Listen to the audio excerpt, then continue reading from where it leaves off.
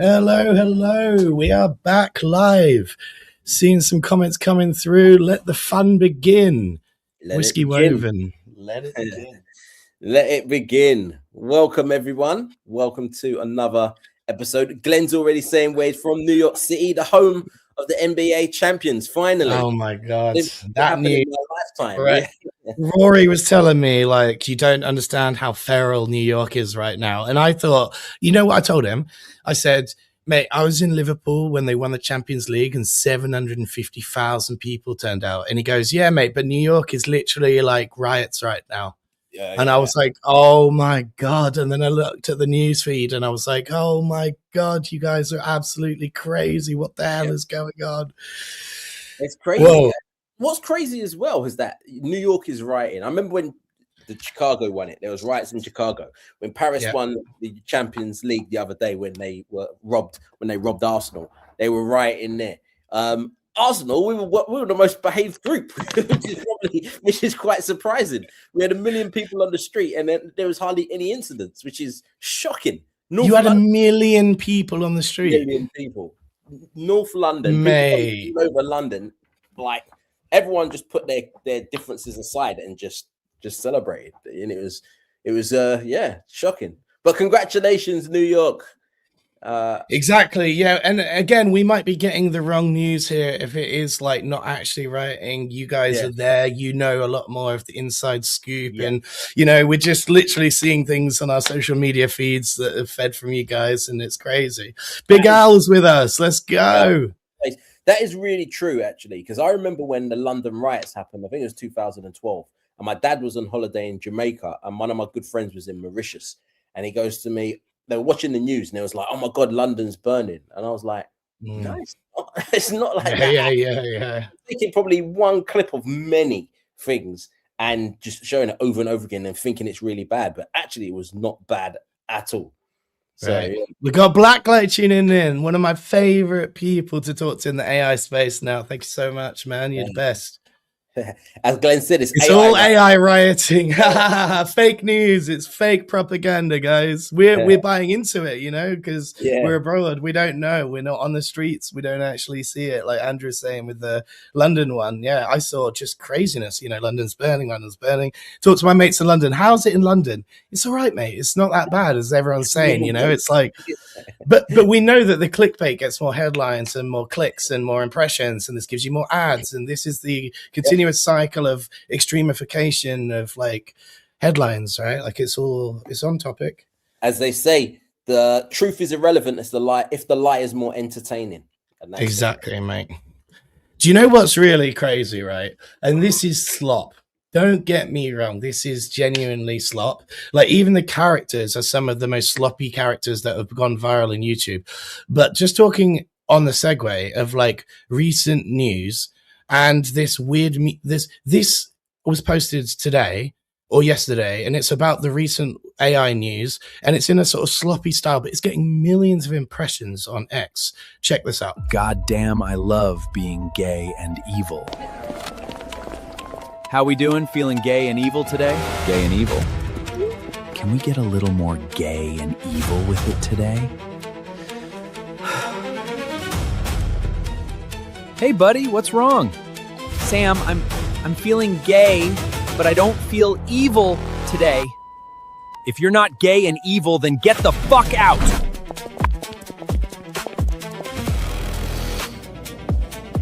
Anthropic is warning that their new model Mythos might be the most dangerous cyber weapon ever created. We've created something so dangerous we can't even release it. It could hack your DNA, start a new pandemic, destroy democracy, make you homeless, and even kill you. But don't worry, we're the good guys. In a surprise to everyone, after telling the US military they can't be trusted with their new AI superweapons, Anthropic decided to give it to literally everyone. So this is the cyber weapon they said could end the world? That's right, sir. Everyone but us? That is correct, sir. Are they retarded? Sir, I think they're just gay and evil. It's the president! They turned off your super weapon! But only I can decide who gets my super weapon! What is happening in the world right now, man? Seriously.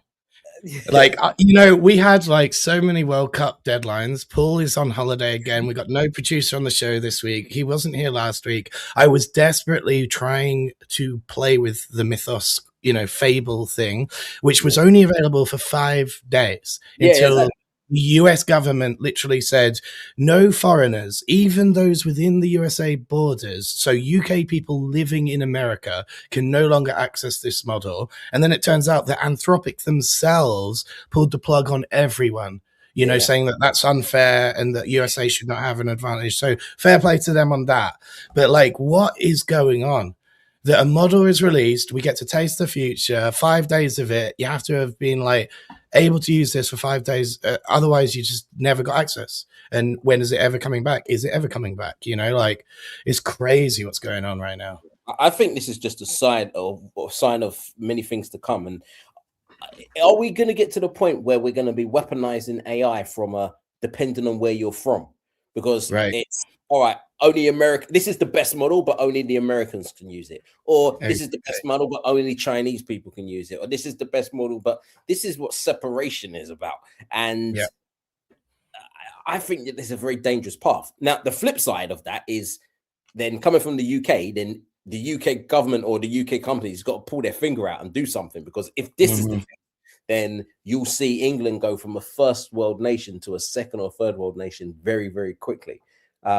Scary, isn't it? I hope it doesn't go that way. I don't like the idea of only a certain group of people can do it, and you can't do it based off based off of something that you have zero choice about. Yes, exactly. Just like, I see a few people tuning in right now from Italy, and thank you so much for tuning into the show. I've met some of the most, you know, Marco, who was just on in the green room, Andrew, and many other Italian people working are some of the best in the AI space, right? I find it fascinating. And yet, when I talked to Samuel Poggi, who I met in Google I/O, he said that the Italian government is legitimately thinking about outright banning AI within a few months. And they're going to have a vote on this. They did ChatGPT, and then VPN was the #1 Google search term, because as soon as this happened, and as you said, like, it's almost silly to think that, like, and this is another segue, right? The UK government just banned social media for under 16s, and I'm quite happy about this. But within that restriction does not come WhatsApp, Discord, and many of the other things that we talk about when we refer to social media. So this is specifically algorithmic approaches to distribution of content, and I'm quite for that. You know, like, I like the direct message of actual friends and people you know that you're sending content to, and I don't like this whole everything's like sent to us thing that kids' brains, when they're not, you know, fully matured and it's just propaganda, isn't it? Like, they don't know, even from people they don't know. It's really insane. And so I'm kind of happy about this, but it is a very controversial subject, obviously. Yeah, very controversial. I think I'm kind of mixed as well. You know, I completely understand why they're doing it, but they're doing it for a doom scrolling point of view, not a bullying point of view. Because if it was for bullying, then what I know. That's always been the issue, from BlackBerry Messenger to MSN Messenger. Like, that's where a lot of things are kind of created, and bullying groups are created. So it just seems to be an algorithmic point of view. But when they started banning, for example, YouTube, this is where I was like, okay, but what about all the people that are doing well on YouTube, or they got YouTube channels, or they use YouTube for school and studying, and like, that's where I was like, it sounds good in theory, but what happens next? How are you going to actually enforce it? Yeah, people are going to start going to other places. Yeah, but I mean, the thing is, mate, we've had some really, like, Lola. Thank you if you're watching, Lola. She brought this subject up, you know, and we had a really good group chat about this, and there was really good opinions on either side of the argument. Like, my argument is that everyone in that WhatsApp group is much like us. They're kind of hackers. They're going to get around this. There's no way to stop it. You know, VPNs and, you know, we're techie people will easily get around this. But if it just stops like a large chunk of kids doing this, then I think it's a net good, you know, that an algorithmic approach to not getting their feeds fed to them and having more interactions with humans directly in WhatsApp and Discord and wherever else, because the internet won't stop. You know, it's not like the social media will stop for them. They'll just, water always finds a crack. And so they'll just find the other alternative apps that aren't banned and communicate with each other there. They'll become very popular. We know how kids work, Gen Z and Gen Alpha. Always find a way. Like, we would have found a way at that age for sure. And that was my argument in the group, is that, like, I just think that actually it's negligent parents rather than the kids themselves. Because if you look at like the Ofcom stats, which are like the UK polling of like parents and kids, only 30% of parents actually look at what their social media of their kids is doing, have any awareness of their online presence or what they're being fed. Only 30%, mate. That's such a low number to be like, that is a low number. But the thing is, it's, let's say, for example, you look at your kids this week, but their feed could be completely different next week. Because it's not like a feed, look at it once and okay, I kind of get it good that they're... Oh, exactly. Safe. But it changes so much. So you're going to be constantly looking. I don't know how they're going to do this, to be honest. I don't know. We'll see. It's so new. It's why we're in the news segment, though. We're talking about all of the banning of Mythos/Fable was my most peeviest thing. But then the social media thing was the biggest hot topic of the week, in the UK anyway. Australia's already gone around this. And so we're sort of seeing Australia's a year ahead, essentially, of where the UK will be. And so it's like you can already see that they're in Discord and WhatsApp and all these other various non-social media apps, that they've just flooded to, like I said, like water to a crack. Yeah, I think what Margarita said is true. It's still not holding the platforms accountable. Right. And I still feel that way, Control the algorithm, have a better idea of the algorithms. I think that could help more. Because I heard, now I don't know whether or not this is true, but I heard that for example, in China on TikTok, you've got a lot more educational content. Yes, you do. Uplifting content on algorithms than we get. Now, if I go on to the biggest thing they have, though, aside of that, mate, they've got a timeout.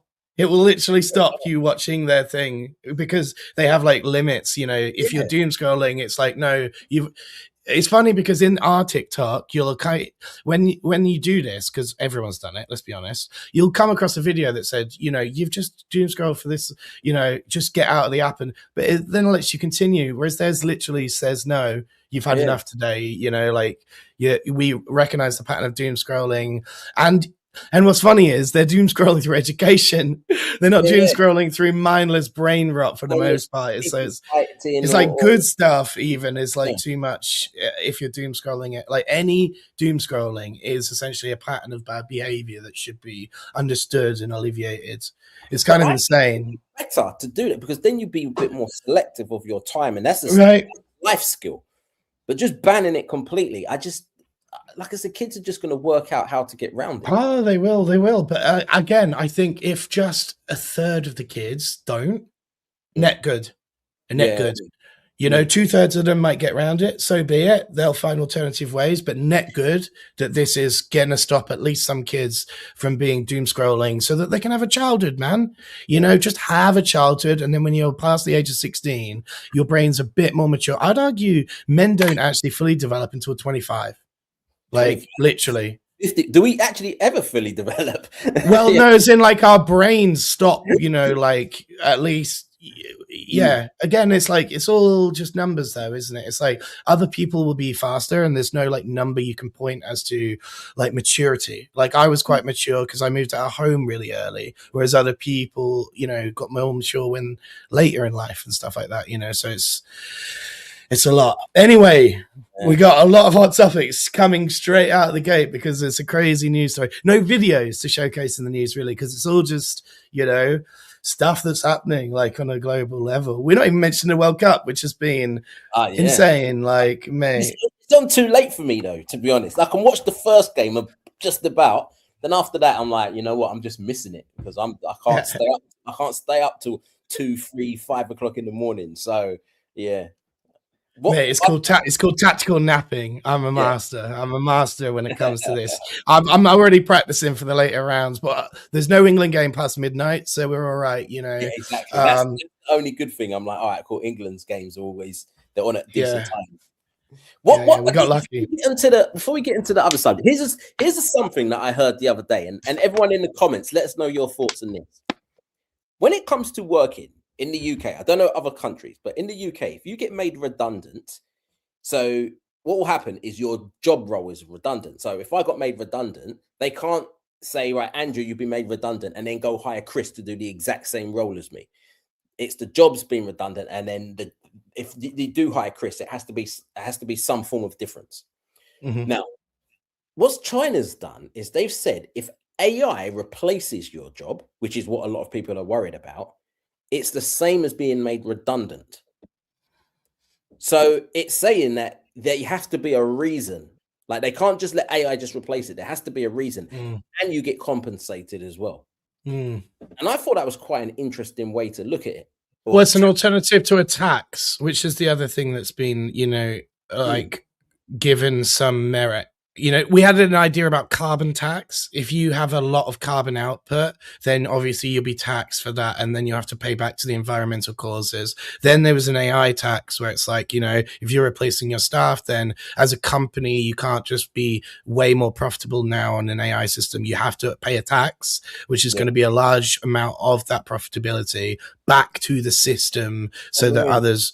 But again, taxes and trickle downs, and it's all numbers, and they'll just get around it. Like, all it takes is one to say, hey, that not impacted in us, and next thing you know, all these companies are registered in this. Like, look how many companies are registered in Ireland, because of taxes.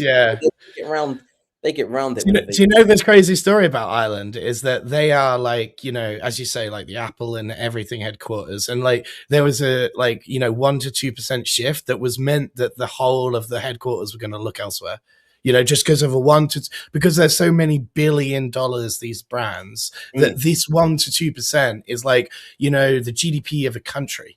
It's freaking insane. I love that Hugo's borrowing my tactical napping, by the way. I think I borrowed that from someone else, actually. So yeah, it goes around. Tactical napping now, Glenn says.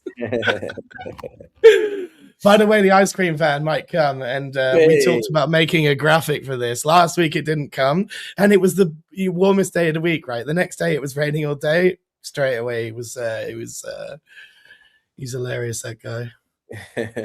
AI Live is definitely registered in here, Anguilla. Exactly. One of them, Jimmy. Saw your panel, by the way, Jimmy, or at least I saw a photo of it in a group chat with Alex and stuff. How did that go, man? Let us know how that panel went. Good to see you guys on a panel doing cool stuff.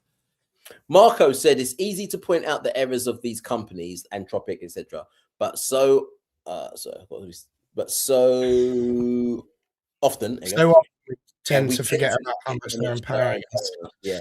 Well, I mean, literally, he is the number one user of Claude in the world that I know.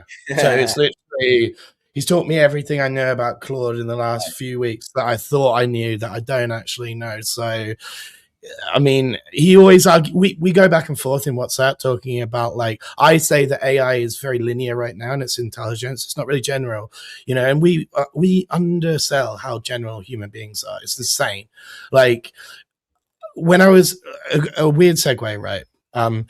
Going from San Francisco airport to the hotel in a Waymo is one of the weirdest experiences ever, because and half of the cars on the street, mate, are autonomous cars.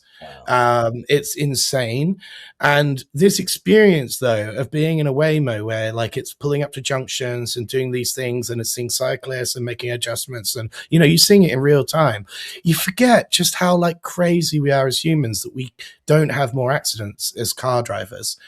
Like, it's insane that there are millions of cars on the road every day and literally only like a handful of bad accidents, because we forget how general we are and how adaptable we are. We can do it whilst distracted. We can do it whilst we can see things. We can hear things. Like, we are like AIs way before AI is doing this stuff. And it's really, so That's what I mean about linear versus general intelligence. It's taken so long to crack that self-driving thing. It's still only in beta testing in San Francisco. It won't allow you on the highway and stuff. It won't do certain things that it's not like ready and trained for yet, you know?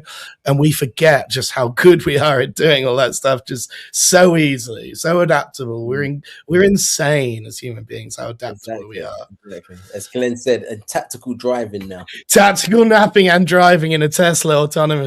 Yeah, do it all. Yeah, Glenn, just do it all. Tactical. I'll send you a tactical ice cream for a tactical portal hole, and then we'll be all set for tacticality. Should we watch some tactical videos? Yes, we should, mate. And thank you, Marco, by the way, who again just commented and watching. He suggested a lot of this week's videos because I've been away, Paul's been away, Andrew's been away. All of the people on the show have been literally so busy. So Marco, we're about to watch the Marco show right now, for real.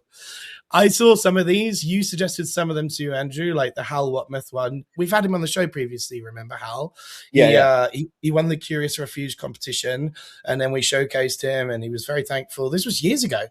And one of our earliest guest episodes, I believe, actually, Hal was. And it's awesome to see now that he is season 2, episode 1 in the Wonder Studios Beyond the Loop series.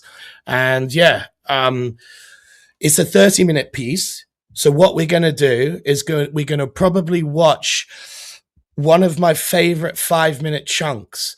Now, the problem with this, obviously, is that you're not going to get the backstories to the characters or how we got to where we got to. But it is, like I say, a 30-minute piece.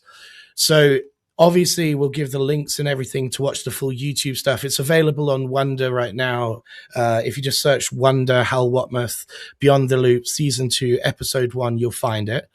But yeah, this piece, mate, was unveiled at the church. You know, I was away at Upscale. Actually, the hoodie that I'm wearing is from Upscale.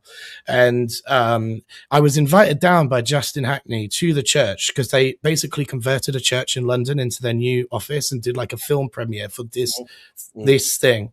So, you know, a lot of people live watched this for 30 minutes. The sound design on it is really, really good. But yeah, I'm just going to drop us into this world. And yeah, I apologize about the lack of backstory and the lack of everything else, because it is a 30-minute piece where we would have to watch the first 15 minutes in order to get to the scene where we're going to get to. But let's just drop you in, and then I'll boot us out.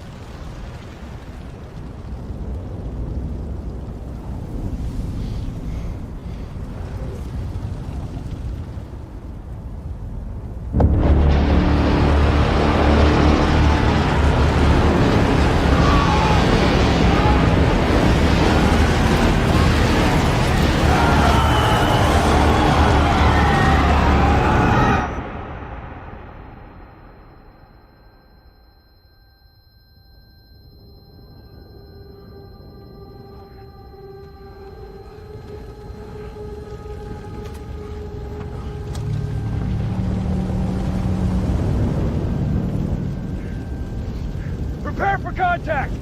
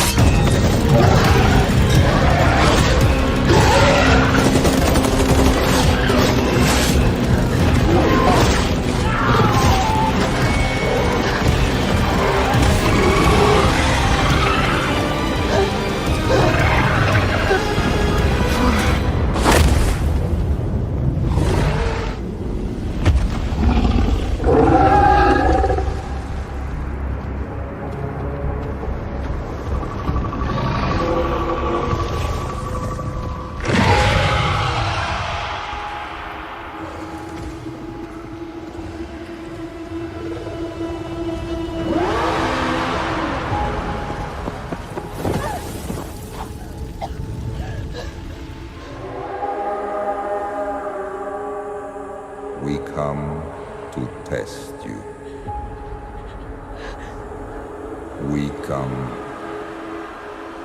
to judge you.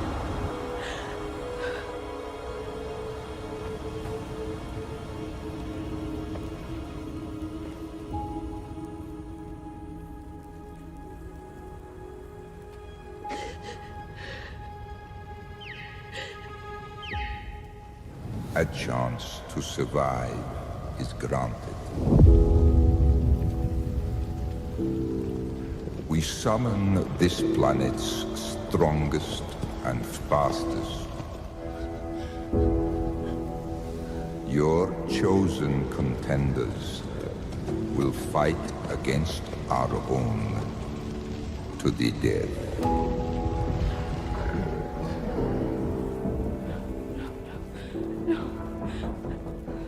What are you doing?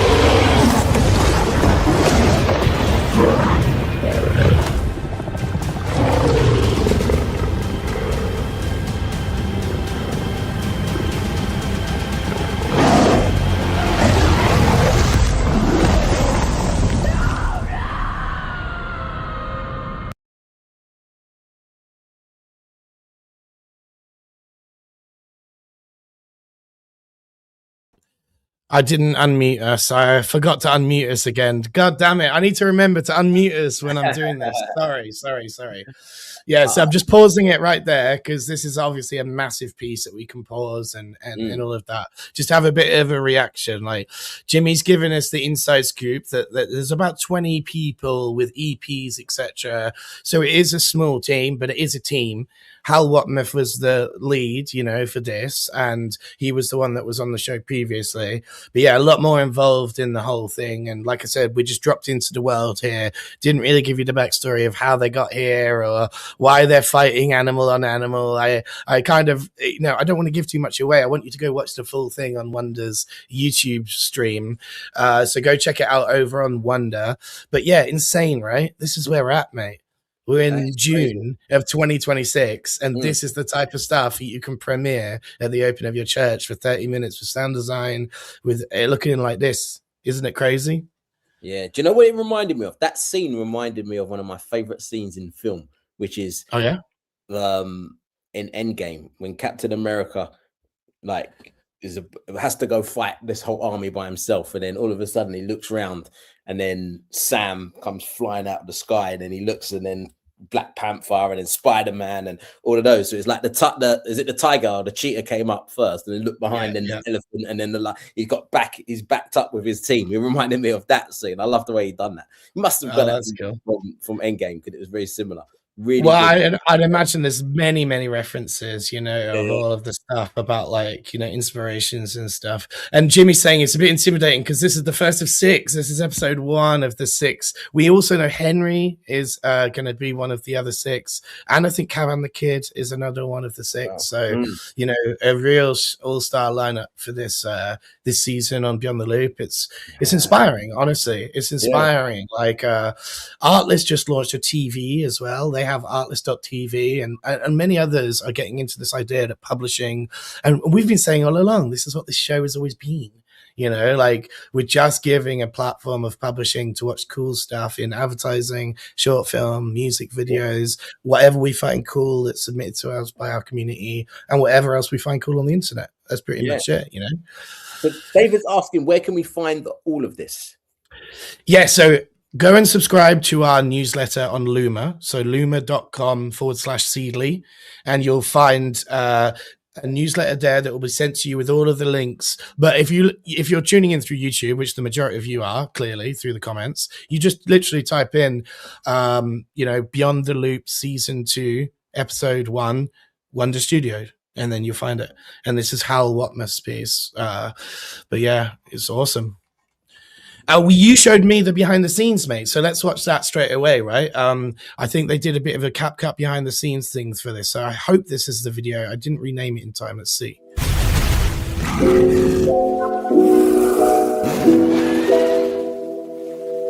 For generating this clip of Shona, this is just after Cheetah's basically run away and left her and saved her basically from the alien. I got the start image generated with Nano Banana, used as my character references, fed this into the agent as the first frame, told it was the first frame, and then it can implement the shell prompt that I've already told it about, very handheld and cinematic shot, incredibly dynamic, along with all the shooting preferences, camera preferences, lighting preferences. And then you can iterate from there. So it can generate out a take. You can see what you like about it, see what you don't like about it, feed back to it. It gives you suggestions as well. And then you can just build up your video that way. And it will remember all of the references and everything that you've given it previously, so that it's kind of more of a back and forward fine-tuning process rather than just like re-rolling from scratch each time.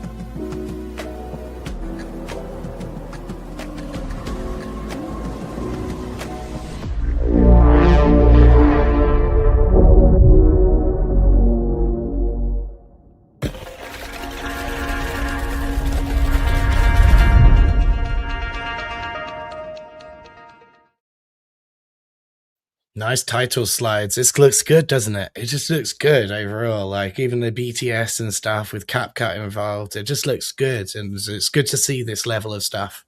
Yeah, I love when they do the behind the scenes stuff. I really it's great. How, because obviously in films, when we went from like video cassettes to DVDs, and you had the behind the scenes, but it was just interesting to watch. These ones, not just interesting to watch, but it's really showing you how you can do it and how you can learn and do it yourself. This is why I really like these behind the scenes ones, because it's like, I've never thought about that, or let me do this, or wow, look how much information that you have to put in one clip. Or he said things like, I got this from Nano Banana. So it wasn't some special image generator that nobody has access to the same tools that you have. So that's why I really like those behind the scenes ones. Yeah, as and when they can be done, I do too.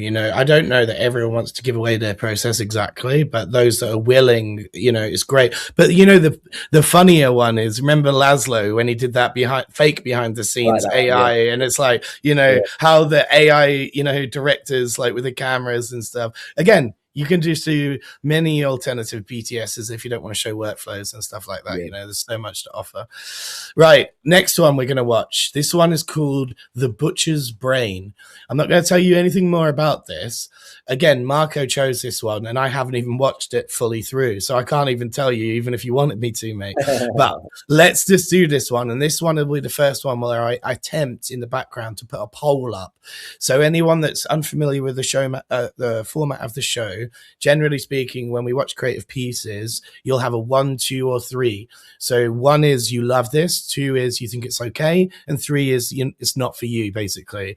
So I'll put up a poll at the end of this piece that we watched that we're all actually going to watch for the first time together, and let's see. We will also give you our feedback at the end, and then we won't vote, but you guys all should vote. Let's watch it. Color was discontinued in 1902. The reasons are no longer in the files. The pigments were collected, the records were sealed. My job is to find what remains.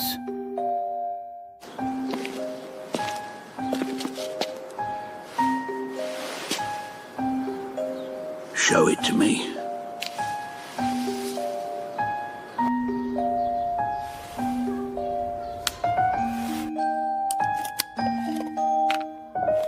Tuesday, Eastern District. 1 Class 3 pigment violation, juvenile. 40 a month now? 40? Where am I supposed to find 40? People aren't even trying anymore. They've reclassified beige. What? It's pigment now. You take it without? I do. I remembered. How is your wife, Inspector Hale? She died 4 years ago, Vogel. Oh, I am terribly sorry. You asked last month. Did I? We should do a joint inspection sometime. Fresh eyes, you know. I think lunch is over.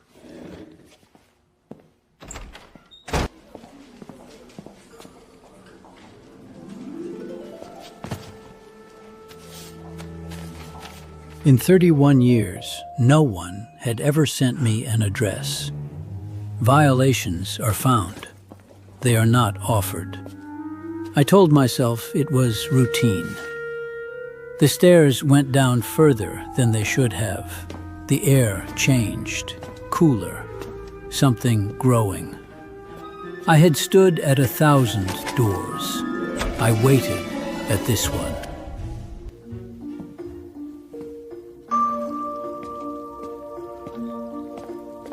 You are the inspector. Yes. I know. Write it down. Then write down what it's called. You'll need to know for the report.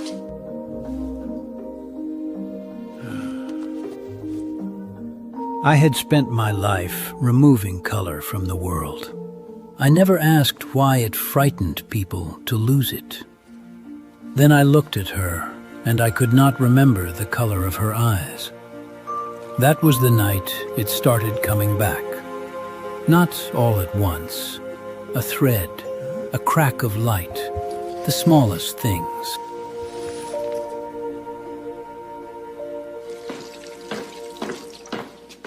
You are back.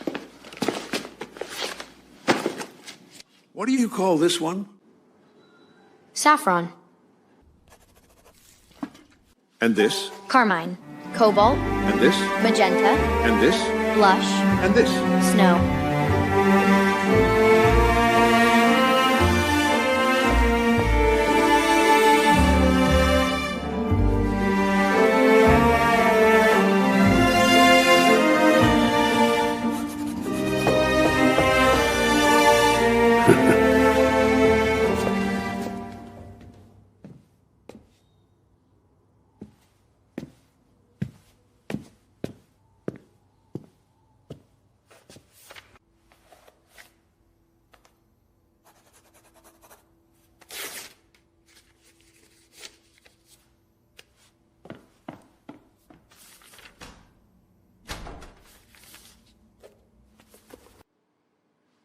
What did he write? I still do not know if it was a warning or an invitation. There are some things that I keep, a list of names, and the color of her eyes, which I have decided to remember as green. I may be wrong. There is no one left to ask.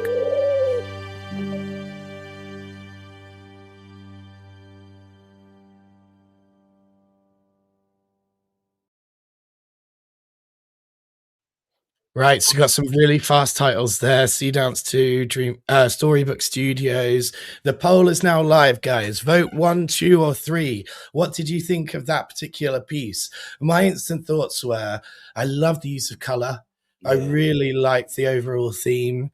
The sound design was just a little bit lacking with a little bit more polish in certain things. You know, just give this exact thing to a sound design expert to like fill in the Foley sounds and a bit tighter of the dialogue. And this would be like a 10 out of 10 for me. But it's just nitpicking at that point. You know, the voiceover was great. The characters were great. The style choice was great. You know, what's your opinions on that straight away? I thought it was a really good story. I thought as soon as it went into it and it said about he's trying to find color or he's doing this thing about color, I was like, what a good idea. And that's what I kind of look for when it comes to these things. I was like, what's the idea? That's a good idea. And then it became the story of it, and it was really good. And what obviously about his wife, and he couldn't remember the color. And then obviously what did that person write in the note? I actually think where I'm going to slightly disagree with you is that I actually thought the voices, when he was sitting down at lunch, the voices looked weird. Because when it started, I thought that sounds weird. The girl's voice it nailed, and his voice when it was when it was narrated it. Yes, that was nailed. But when it was the people speaking and you're seeing their lips move like at the table, I thought that sounds a bit weird. But overall, my thing was like the music was nice, and I don't know whether it was Suno or like, you know, royalty free, but in between the scenes where the dialogue was happening, there just wasn't enough Foley sounds, you know, environment sounds that sounded natural. And it's because they'd probably leaned on just the Sea Dance output of the audio, you know, as opposed to trying to add any extra audio layers or doing any. So like I say, just give this to a sound designer or a sound engineer and he'll add a load of extra sounds and it will look so much better. Also, a little bit more of a like because the color was so important to this one, a little bit more color grading, you know, go even more with it, like real dark blacks and whites, and the colors really vibrant, you know, in contrast. But again, these are just nitpicking, and it got straight ones from the audience. So solid ones.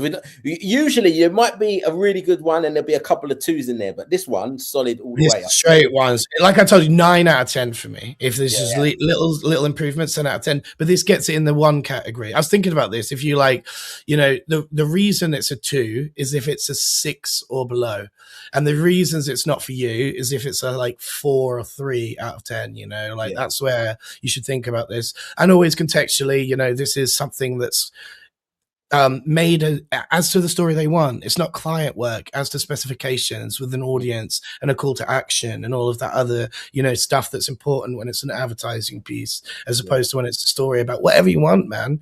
You know, that's the glory of AI, is Dramina's and other people like Minimax just sponsored us to make a piece that I have to load in, and Paul's going to kill me. I didn't load this in because we've been so busy this week, but we literally had a piece for the World Cup that we made for Minimax sponsored. I didn't even load in. And it was a really fun piece to make. But now AI companies are sponsoring these ideas. You know, we brought the idea to them. We said, look, this involves no IP. We can make it really quick. It was 48 hours until the literal opening ceremony. And so we only had 48 hours to make it. And we didn't get to involve all the flags that we wanted. But the basic premise was Paul had this idea. And I think because, you know, he lives down in Dover and Exeter, he goes and does photography of the White Cliffs of Dover a lot, right? And he just thought, what if a St. George's flag was like perfectly there? You know, like a red, like, you know, just...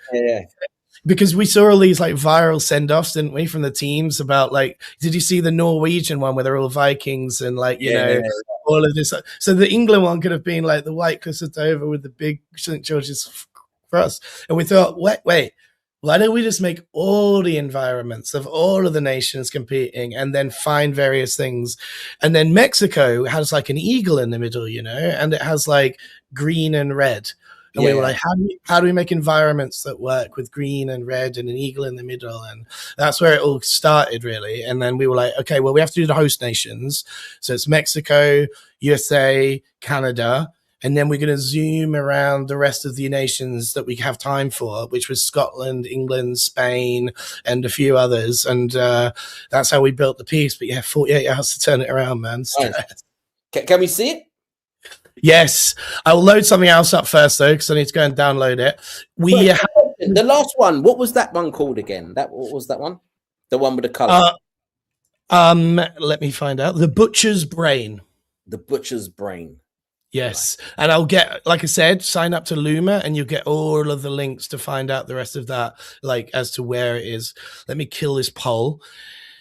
Yeah, anyone new, guys, I'm literally doing Paul's job right now. Like, he's usually a producer in the background running these polls and stuff, and I'm trying to like host and moderate and do all this. So it's a lot right now. But we haven't heard from Dave Clark in a while. And whilst I load up our World Cup piece, let me show you Dave Clark's new piece.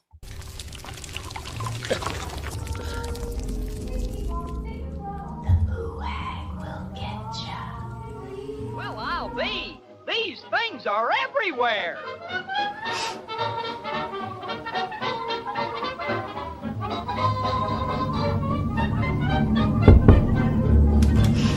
Boy, you better not still be watching those stupid cartoons. And if this room ain't clean before I get back, the boo hag might show up and get you. The boo hag ain't real. Boy, don't play with me. You're gonna wish the boo hag wasn't real. The boo hag will get you. The boo hag will get you. You better be right, cause the boo hag will get you. The boo hag will get you. You better be right, cause the boo hag will. The boo hag isn't real.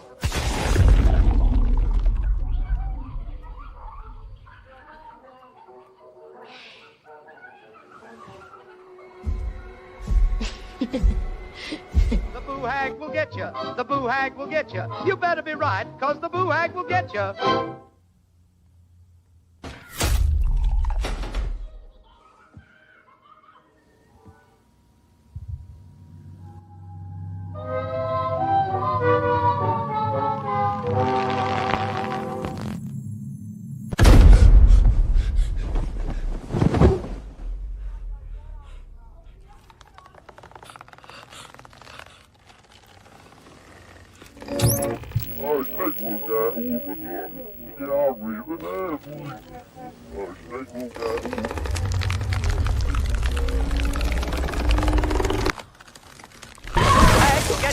The better hag will get you, cause the boo hag will get you.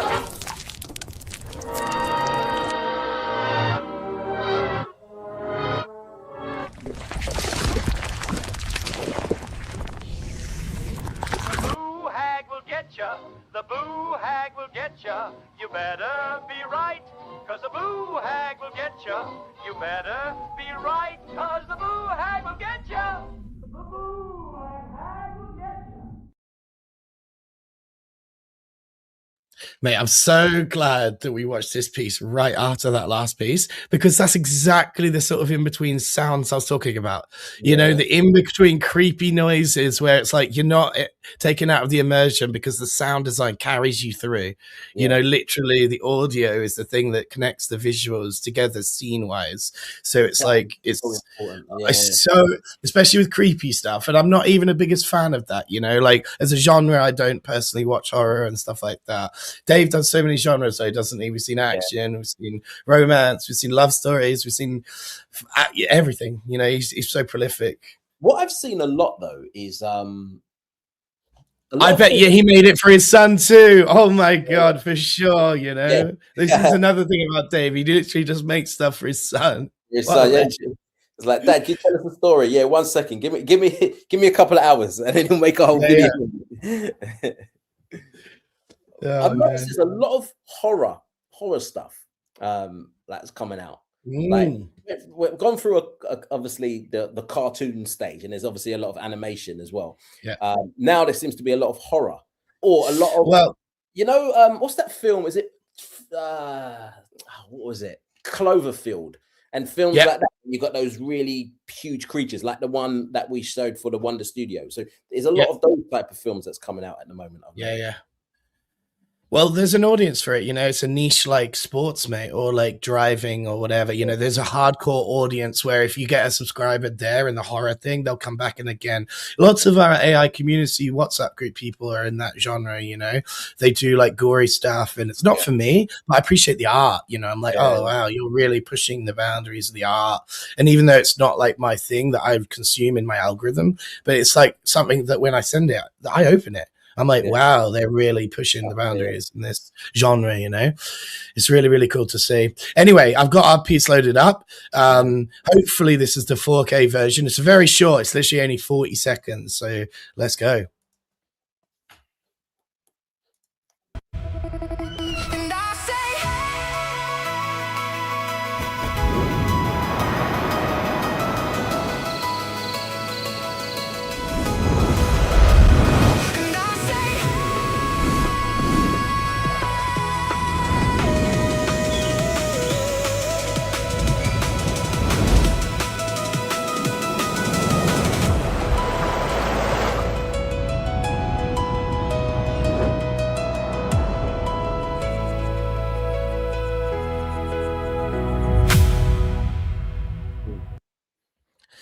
There it was, mate. You saw the England bit for about 1 second on the screen.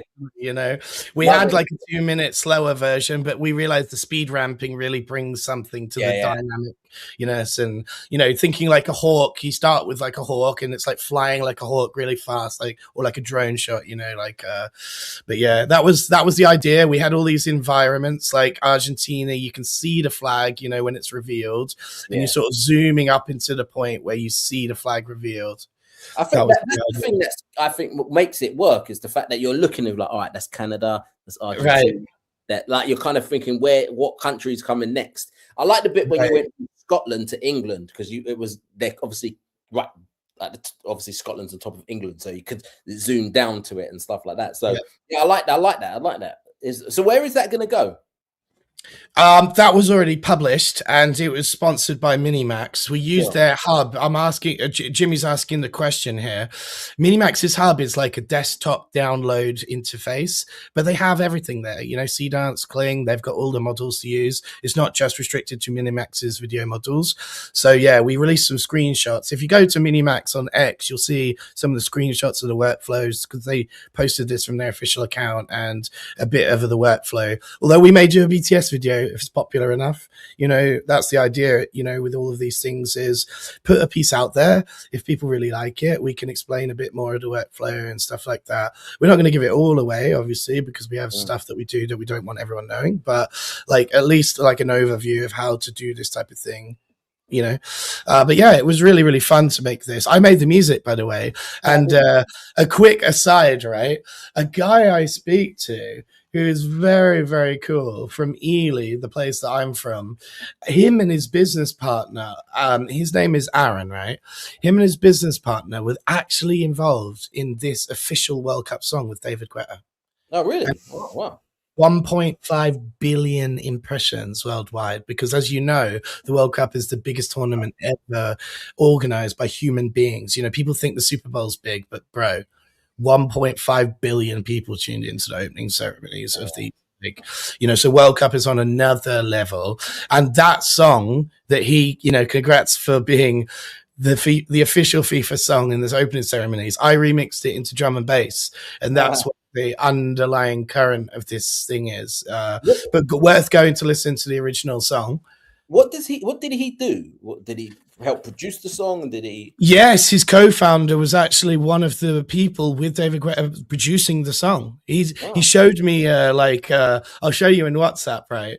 He has this amazing collection of records and this hits that he's been involved with and his co-founder's been involved with. He's very prolific and very big in the industry, but I've only known him in the AI space, and you know the craziest fact I learned? He's from my city, bro. He's from Ely. I've never met anyone, even in digital marketing, that was in Ely. And I'm like, how? It's literally like 10,000 people maximum. You know, what are the chances that we're both working at like in the AI space at this top level?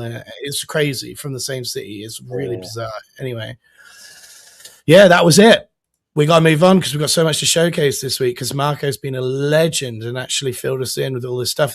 I'm having the same raw reaction as you, mate. I've not watched this stuff this week. I'm actually a bit terrified, you know, that I'm showing stuff that I've got no idea of how its quality is. But Marco is, you know, his whole algorithm's tuned to this. It's literally like, yeah, he's the best. He's the best. You're welcome, bro. Thank you, bro. You said no pool this week. You've literally been doing pools, Raoul. Yeah. Oh my God. Oh, actually, another suggestion that you sent a couple of suggestions this week, mate, didn't you? You sent me 3 links. Yeah, Dave Clark one, the one that we just watched. The yeah, the scenes. And what was the third one? The third one was it Zaire Khan? Yes. Okay, like great. Building a like a world. Yes, first original sci-fi IP, right? Let's so this is Andrew's suggestion for this week. Let's check it out.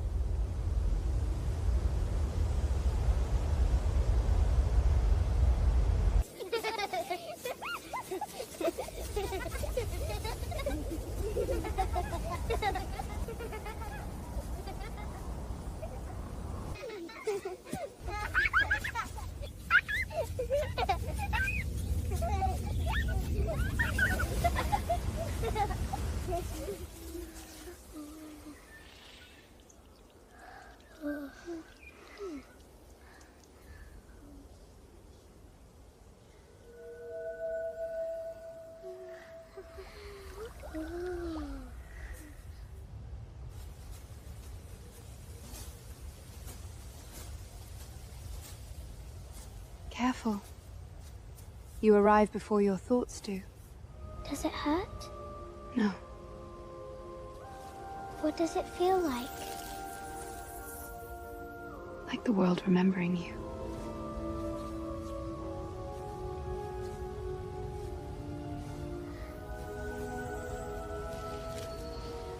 Now it knows you. It's warm. It will always remember you. It stopped. Because you tried to take from it. But I need the energy. Need is not the same as force. It doesn't like me. Because you arrived like a storm. Can the plants choose anyone? No. Why not? Because it is alive. Do the stars choose too? Especially the stars.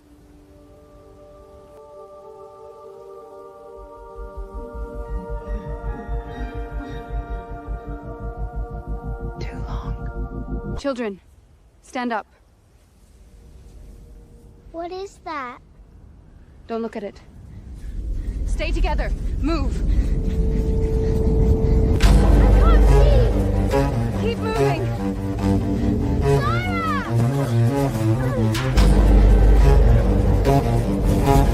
I've got you. Come on. Move.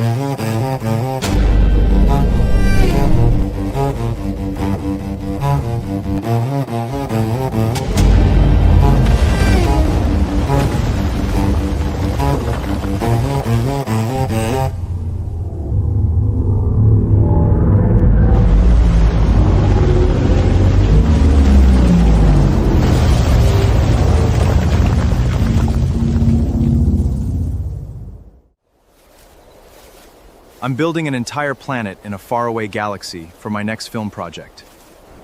A world untouched by greed. A civilization living in harmony with nature itself. Peaceful, advanced, serene. Its people do not consume the planet. They coexist with it. But every civilization eventually faces something that challenges its very existence. And for this world, that moment has arrived. To build this planet, I'm using Dreamina Octo to create the visual Bible of its civilization. Let me show you the process behind it. The first thing is having a story. What is the message behind your world? For me, the core theme of this story is free will. So I built the entire civilization around that idea. Using Dreamina Octo, you can work together with the AI agent to develop ideas, refine the lore, and help shape the world building. You can also build scenes from rough sketches and references. And if you already have visual assets from your project, you can bring them directly into the workflow. What I like about the AI agent is that it doesn't just generate images. It also helps solve creative problems throughout the filmmaking process. What's exciting is that you can potentially build an entire cinematic project inside one creative ecosystem. And this is only the beginning. Even though the film contains large-scale sci-fi action and spectacle, at its core, this is still a very emotional story. And I can't wait to show you more from Prince of Chaos.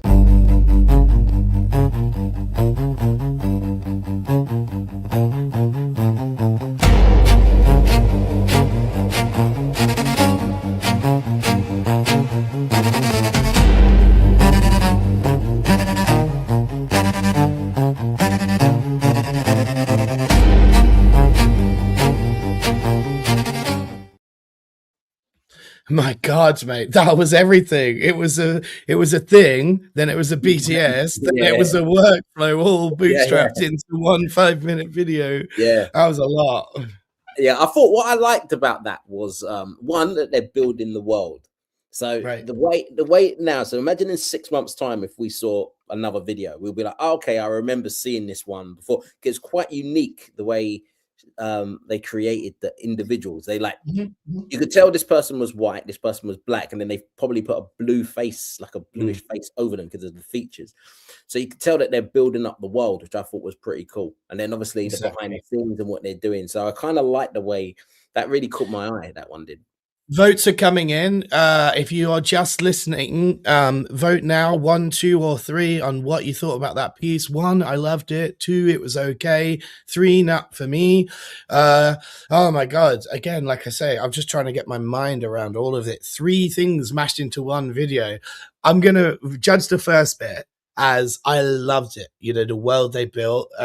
I think the BTS and everything should have been a separate video, truthfully. You know, just leave this creative piece. It was so good, the world they built. You know, the bit that was really distracting, I was like, mate, I got to remix these cellos. You know, when the cellos come in, it's like really low, like strings, and it builds all the tension. I'm like, I've got to make a trap beat out of those cellos straight away. This is crazy.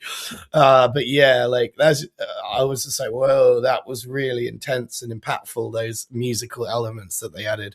So they were my thoughts on it. I would definitely give this one a 1 if it was a creative piece on its own. It still gets the 1 even though it's bootstrapped in with the other bits, but yes, post it as a separate video. I think, you know, the BTS and the workflow stuff, because it's great, and it was even a creative way to showcase this, you know, but it just shouldn't be bolted onto the original thing, which was so good. You know, like it was a really good world. I know. So yeah, English accents as well. A lot of English accents is used quite a lot of. Thank God, mate, because originally, remember the early days, it was impossible to get anything but like a Queen's speak, you know, British accent, like. Mate, we're getting straight ones. What's going on? Right, last vote for anyone tuning in from LinkedIn. Marco, you're getting straight ones for these suggestions. Andrew, you're getting straight ones for your suggestions. God. Maybe you guys just suggest all the future content. Zero AI Studio said, I would have used different music, but the work is definitely a 1. Exactly what Chris said. Right. And Mary, poor Andrew's so tired. Do I look tired? Oh no, I'm trying not to look too tired. But it's been I flew into the UK late last night. I was training all day today, jumped on this. Tomorrow I'm training all day, flying back on a flight. Tomorrow, Wednesday night, so I'm missing the England game, and then I'm training all day tomorrow, all day Thursday, and a big session on Thursday evening as well. So yeah, got a lot on at the moment. So I'm trying not to come across as tired, but I am. Let it be known, in the last episode we discovered that it was his own fault that he's missing the England game because of the flights booking, and it was not other people's fault. It was his own fault.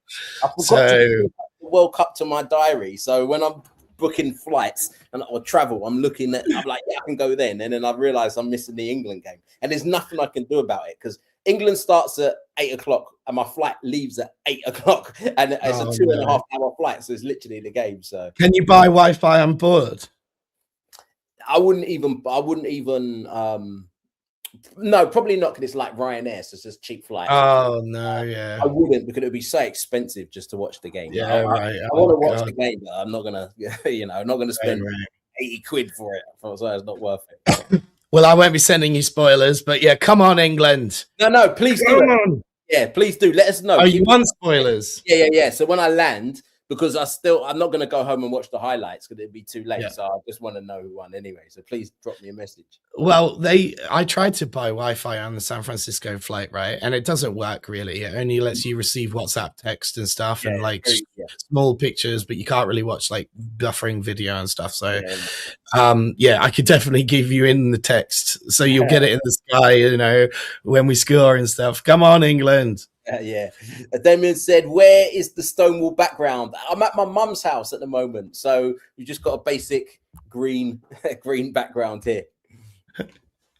Yeah, and again, anyone that didn't tune in last week, we got a pan to the right where it's his gym. We got a stone wall behind him. And yeah, it's looking good, man. It's looking good. Week to week progressions. I'll be back there. We're not here next week. So there's no show next week, but the week after. That's the next show. Yeah, my chance to do a show next week was going to be a special guest one, and then like Paul is away again, and I'm away in Lisbon from Tuesday, so it was going to be on the Monday, but then it's just no time to prep from the weekend to get the show ready for Monday. So yeah, we're just going to skip a week, guys. Sorry about that, and we'll be back again following Tuesday. Yeah, what else have we got to watch? Again, Marco's loaded me up. Now, he's a proper filmmaker, though, man. So the things that he's showing me are like 30 minutes.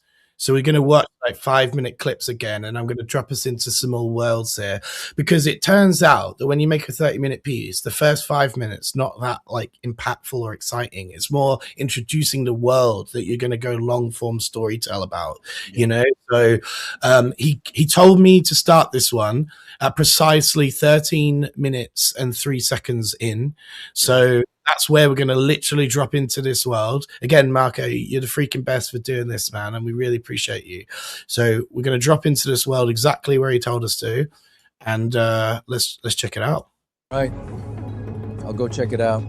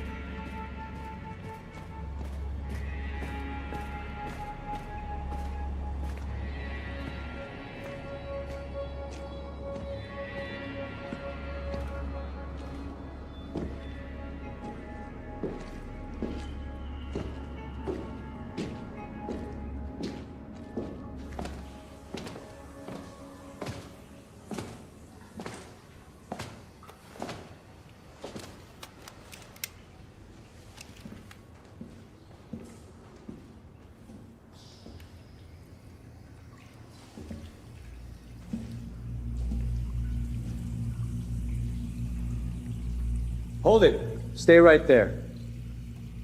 Detective, what took you so long? Hands where I can see them. Put them above your head. You really don't know who I am, do you? What are you talking about? We went to the academy together. Top of the class, even. Are you out of your fucking mind? Well, if you don't remember me, then you must not remember her. You're under arrest for the murder of 6 innocent people. Janie. Detective! You must remember Janie! My Janie. Chloe? See, the funny thing about that night, Peter, is she was supposed to be with me. You couldn't stand the fact she chose me over you! I didn't kill her. You've seen all the files. I guess her death was just a sacrifice for the greater good. I've made a couple of sacrifices too. 6 to be exact. And tonight, I made that 7. Tell me, detective, how is your daughter Ada doing? She must be in middle school by now, right? What did you do? No, detective. The real question is, what are you gonna do?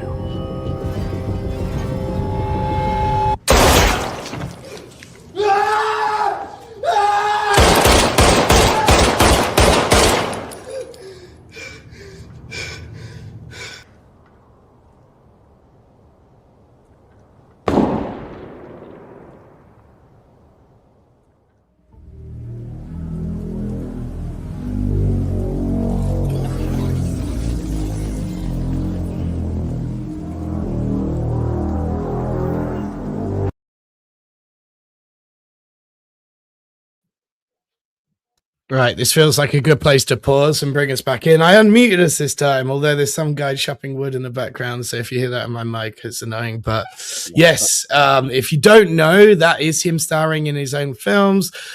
John saying that he met JS Films last year in Unreal Fest in Chicago, and he's not sure if he'll turn up this year, but hopefully he's going so that you see him again. Cool, huh? Another suggestion from Marco saying that this is him. I don't think we've ever showcased him on the live show before. So there's the first piece, and as you can see from the timeline, a lot more of the world that we haven't shown you here. Initially, I liked the comment that someone said about there's a lot of long form shots here, which is not typical, you know, for this genre of stuff. Like, it's quite a nice, tasteful thing that he's using long form shots here. Let me see if I can restart this poll. And we'll now go up 1, 2, or 3. We dropped you into a world there, guys. Again, like, don't judge it for the sort of like backstory that I haven't introduced you to and everything else like this. But just what do you think overall stylistically of this? Vote 1, 2, or 3. 1 being you love it. 2, it was okay. 3, not for you. So what are your thoughts, mate? I thought it was really good. I thought it was the scene from the back when he was walking with that long trench coat reminded me more of the TV show The Boys. One of the main characters in The Boys wears this long trench coat. Marco knows much about The Boys. There's a lot of people that have recommended The Boys to me. Chris first as well, The Boys. Other people, The Boys. What is this show, man? What am I missing? It's like it's actually very good. It didn't end good though, I'm hearing. Like, it had a Game of Thrones disappointing. Yeah, it's like a superheroes. It's basically superheroes, and there's like a group of them, and I don't want to spoil it, but it's basically superheroes. Right. But it's rated 18. Realistic superheroes are rated. I get the vibe. But no, they're not realistic what they can do, but it's rated 18, so you kind of get what type of superheroes or what they're prepared to do when it comes to killing and yeah. It gets a bit. Put it this way, I was originally watching it on flights, but then I stopped watching it on flights because I didn't want people seeing my screen. So I stopped that. But anyway, he reminded me of the guy from The Boy. Then he went into the bathroom. It reminded me of The Matrix. I really like that bathroom scene as well. I really liked it. I thought that it did look a bit AI-ish. And what I mean by that, 6 months ago, we would have been like, wow, that looks super real. Now, I was looking at it thinking it's got that AI-ish look at it. Where some of them I'm watching and I'm just like, you couldn't even tell. But overall, for me, I would put that between a 1 and a 2. I probably I had to say between the two, I'll probably just give it a 1. But if it was out of 10, I would give it an 7. Interesting. And I just dropped you into that world, right? So again, go and watch the full thing. But yeah, I think if I understood more of the context behind it. Exactly. Yeah. I was like, okay, well, I feel guilty dropping into a 30-minute episode, like 18 minutes. Because I want to go back and watch these. So yeah. So it was more like, who's his daughter? Why is he saying that? Why is she saying that about a daughter? What was the police academy so it was a lot of ones this week, though, eh? It's crazy. Like these pieces and these new faces. Like I want to get these people on the show, and we've got some of the people that we found and been legends of the show, like Dave, and hopefully we've got Cavan the Kid coming on the show. Others that are going to be coming on the show. Fostradamus told me he's going to be on the show. Right. We've got some really cool special guests lined up for you guys. But I love the new people. Like seeing someone's stuff that we've never seen that's getting straight ones. You're like, how do I get you on the show? And when do we make an episode for you if you're doing a global tour like Fostradamus is literally right now on a global tour, so it's like whenever you could be in any sort of recording boot, anything for an hour of your time, bro, I'll do whatever you want. Right, what else have we got? Okay.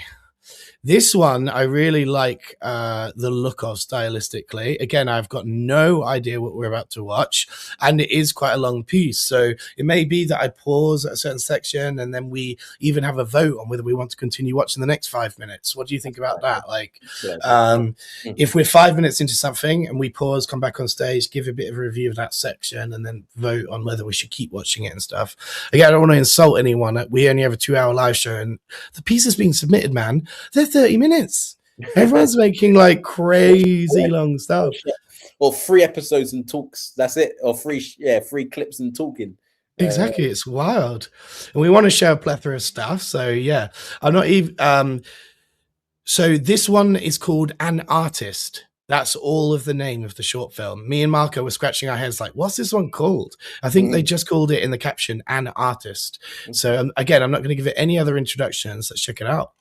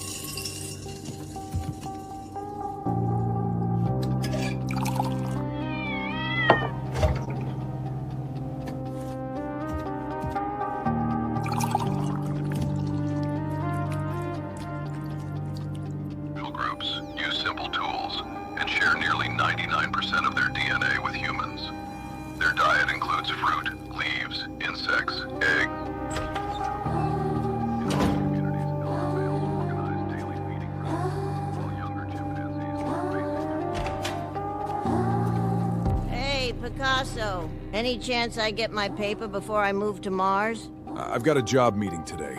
I'll have the money. A meeting, that won't feed me. 1 more week. There's a list, sweetheart, and you ain't the prettiest name on it.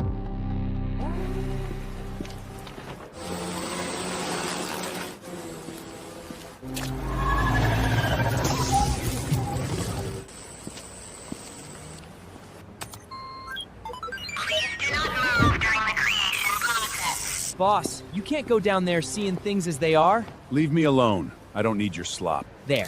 Premium world, budget price. Hey!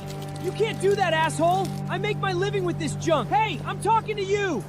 Pay for what you broke!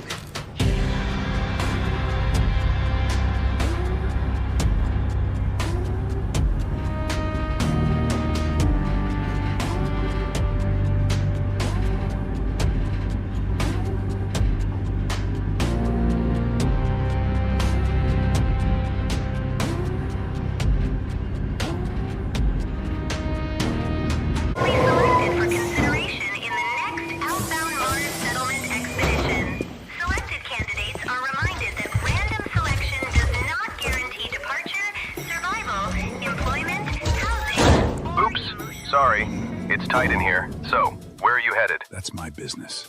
Oh, yes, of course. I was trying to be friendly. Duty calls.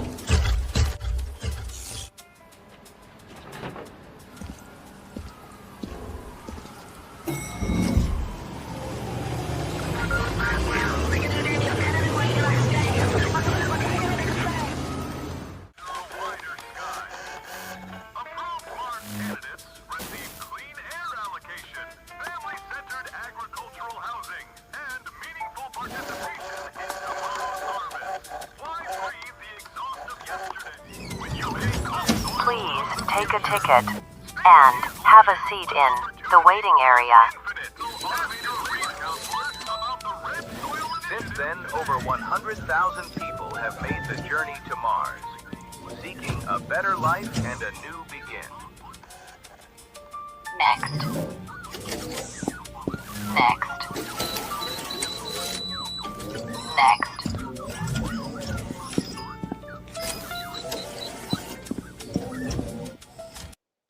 Right, seeing as though we're literally listening to elevator music at this part, I thought it was a good place to stop. Right, so start a new poll. Should we continue? Yes or no? Let's see if we can get this poll to show up. No, it doesn't want to show. Okay, never mind. Just let us know in the comments. Do you think that we should continue with this? I'm really liking this stylistically. We've got about halfway through the overall video. We can continue on to other things if people would like to. But if you're liking the overall style and, you know, story and you're bought in, let us know and we will continue on with this one. What's your thoughts about this one so far, mate? Yeah, I feel immediately the style got me. I was like, okay, I like the way these styles. I when I do presentations, I have a style fairly similar to this as well. Oh, really? Yeah, it kind of got me on that style, and I've used mid-journey stylization to help me keep it consistent. But it was what that guy said, cool style, hard story to follow. That's Eric. I was Eric. Okay, so I was kind of losing the story a bit. Right. Well, hopefully they bring it back in the second half. That's what I'm hoping, is that they, you know, there has some character development and some sort of arc. But yeah, I like the you know, the robot character that just entered into the elevator. Like, you know, this first person view of him really up close and his voice, and I'm sort of bought in from that side, you know, like, so yeah, seeing that the majority of people saying yes, let's continue on. So let's shut up, get us off the stage, and carry on. Next.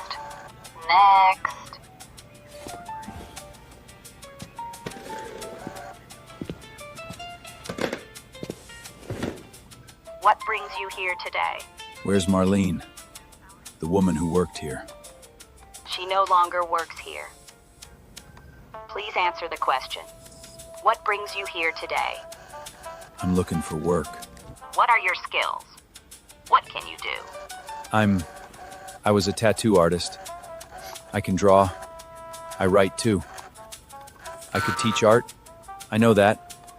And I used to play drums in a band. We no longer need any of that. You know that, don't you?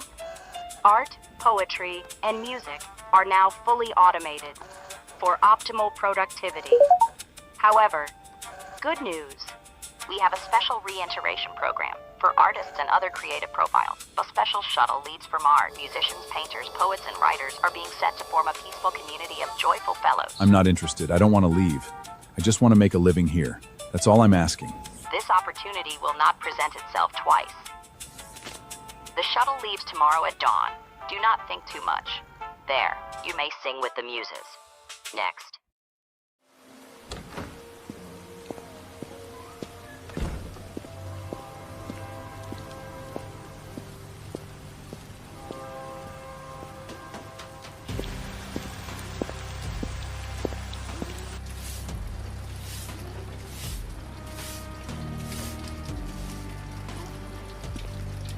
So, Mozart, productive day? Am I finally gonna see the color of the money you owe me? There's no work left for people like me. Then you better find yourself a shelter. Because I'm done doing charity.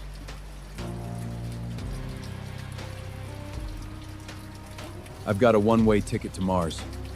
First priority, apparently. You can have it.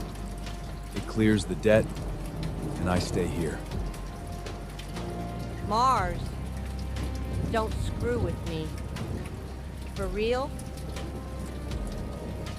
And it leaves tomorrow? Ha! How did you get your hands on this thing? Yeah, you can stay. You can move into my place if you want. Wait, this ain't fake, is it? No, it's real. And you don't want it? No take-backs!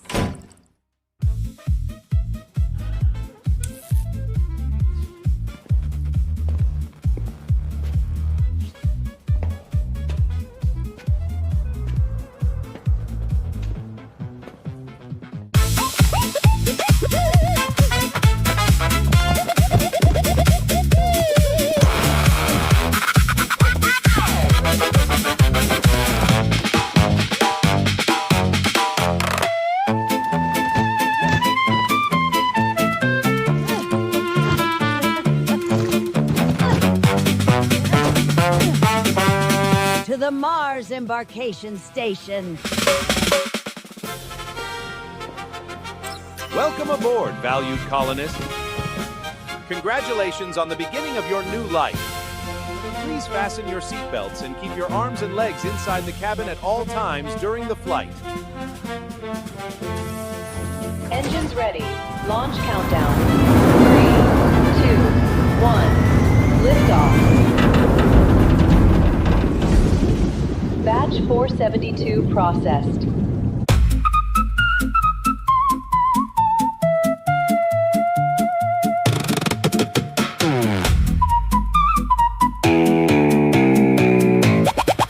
The use of music right now, bro. What is going on? Oh my god. Vote 1, 2, or 3. What did you think overall? We managed to reinstate the polls. Let me get rid of the actual things so that Andrew and I can be seen.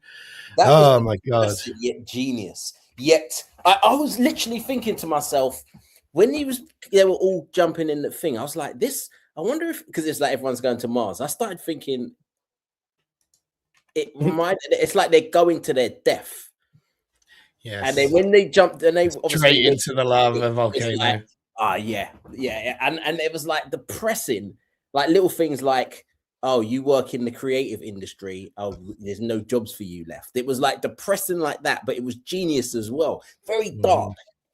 But then there was even little things that I noticed. As you know, I noticed those little things where it's like he got up to speak to that cashier person, and then he went to move his chair and it was too close to them, so he moved it back. Like little things like that I noticed, because I think, how did that person think to do that in the prompt, or did it just naturally do that? So yeah, that was really.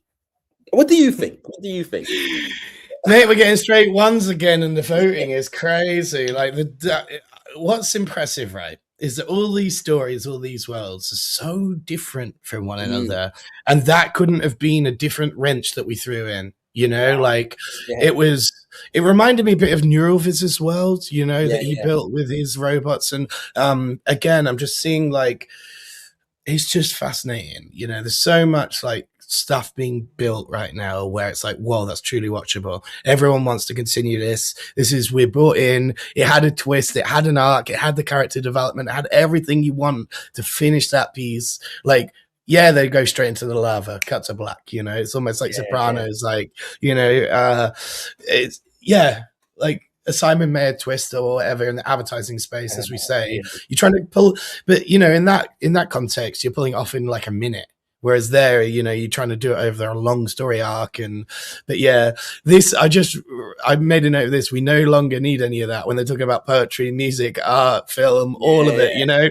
It's literally just summed up in Robot Land as we no longer need any of that. Yeah. You don't need that. We can do that, you know, and that's what I was saying. It's depressing, it's dark, but it's genius as well. Yes, exactly. And then the music was really good as well. Like I really like the music. It was. Yeah, it was like the fairgroundy type, you know, amusement type, you know, because have you ever seen those viral YouTube videos where they take the most intense movie scenes of all time and just change the music and it looks like a completely different thing? It's hilarious. And reversed as well. They'll take like really like happy like bit. Like put dark music to it. Really dark music. Like there's a TV show. I don't know if you remember the TV show Different Strokes.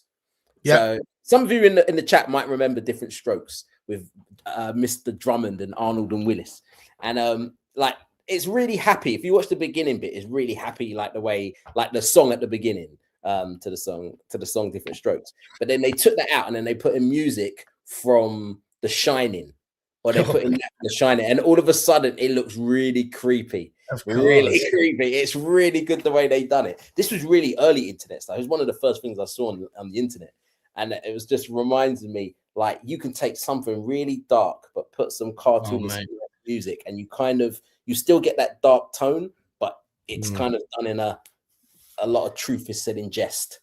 Well, I know I'm biased because, you know, I come from an audio background, but I have arguments with film guys because, you know, my argument's always been that sound is 60% of what you're experiencing and 40% is the visuals. It's more because it's deeper, you know, in our subconscious than visual language, and the way that we process information and digest this into conscious thought is very much like in our consciousness versus music is unconscious. It's almost like it's I can say the only I watched a YouTube documentary about cultures discovered around the world, and many of them were discovered without language, but none were ever discovered without music, ever.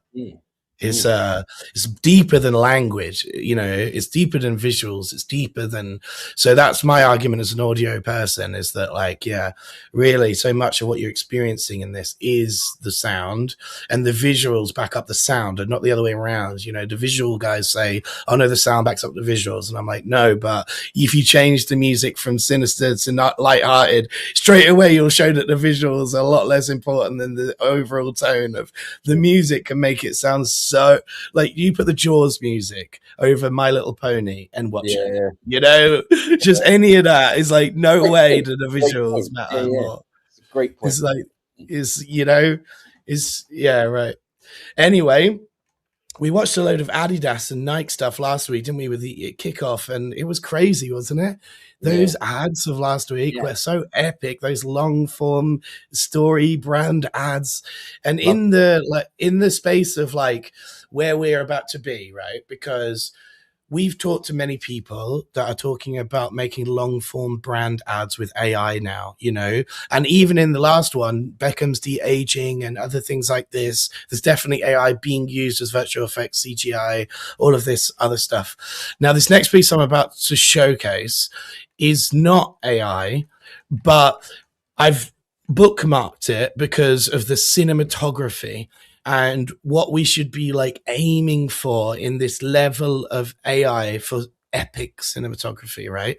There's a lot of films going on about like Obsession, Backrooms, all of these things are about, like, you know, small budgets, but epic cinematography, epic storytelling coming from YouTubers making hundreds of millions of dollars and only made with a few $1 million. And this is where we're at in the AI space right now. And Marco sent me this piece over about cinematography. Like I said, this is not AI. So we're not even going to have a poll for this because it's not actually something to vote on. This is just a piece where the cinematography looks so crazy. And this is the sort of camera movements and stuff I want to see in the next gen of AI. So let's check it out.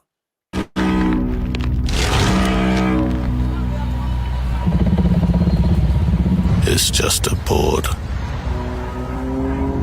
A stupid, pathetic, useless board. But a board can be anything. It can divide us, unite us, put you away, help you escape, put food in, take food out, or warm you up. A board can be anything. A board can be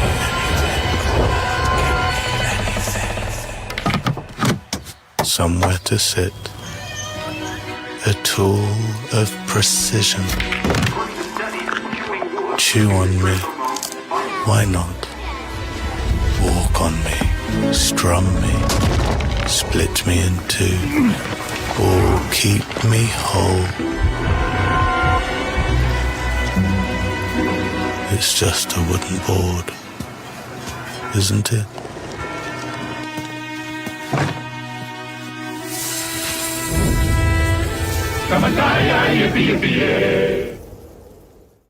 Isn't that the most like cinematic like ad you've seen in ages? I love it. Apart from the last, that was an ad. That was an ad. Yeah. But that was really good. You know what? I looking at that.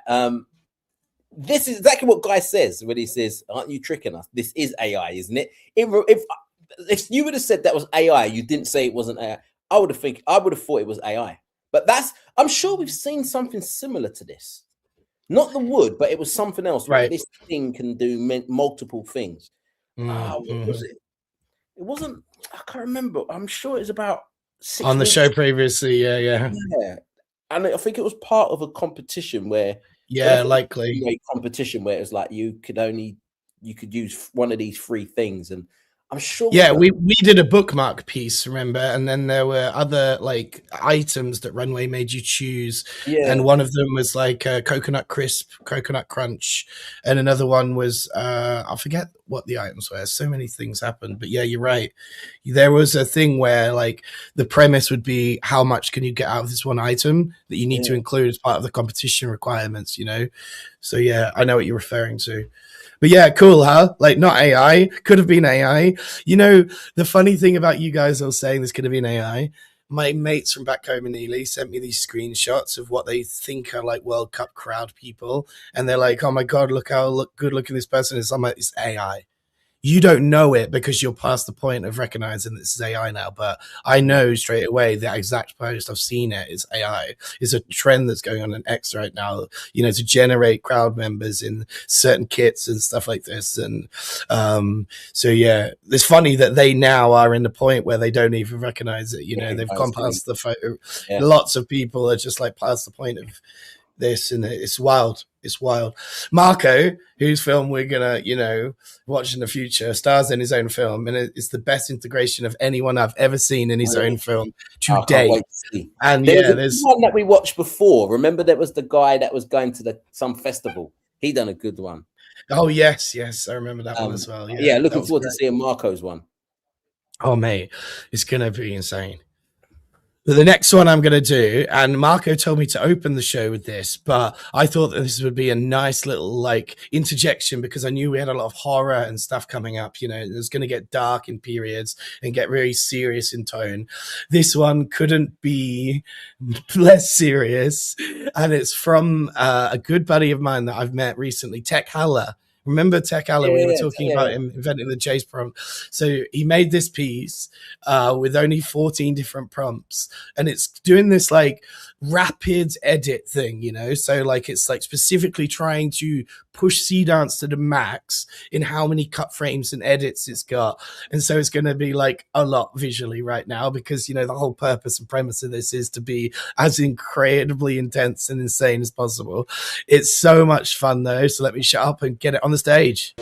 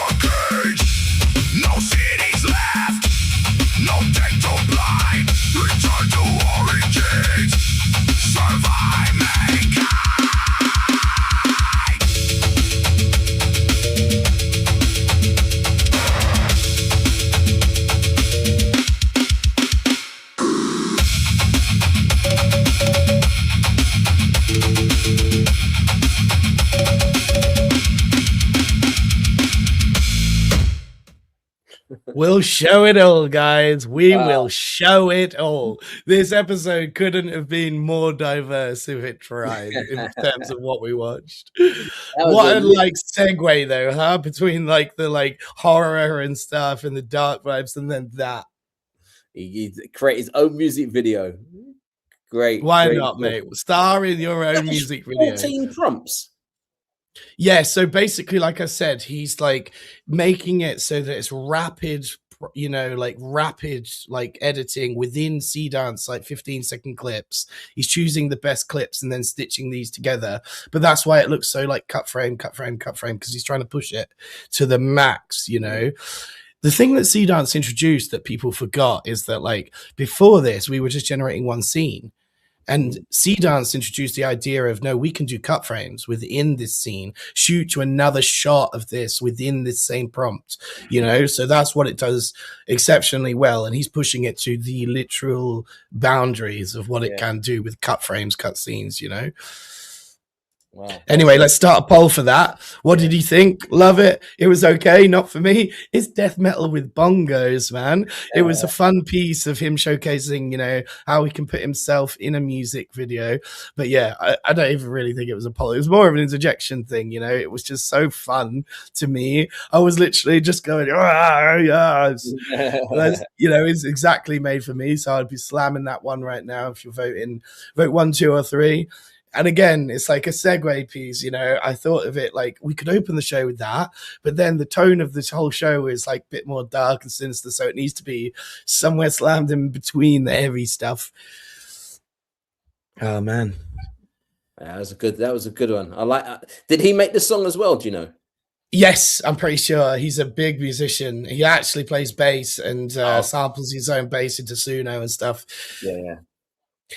Actually, a cool little segue is when he was at Upscale, he was wearing a hat of the logo I recognized. I was like, isn't that the logo from this like massive Spanish drummer? You know, the one with the big beard that does all these crazy tapping and like one-handed.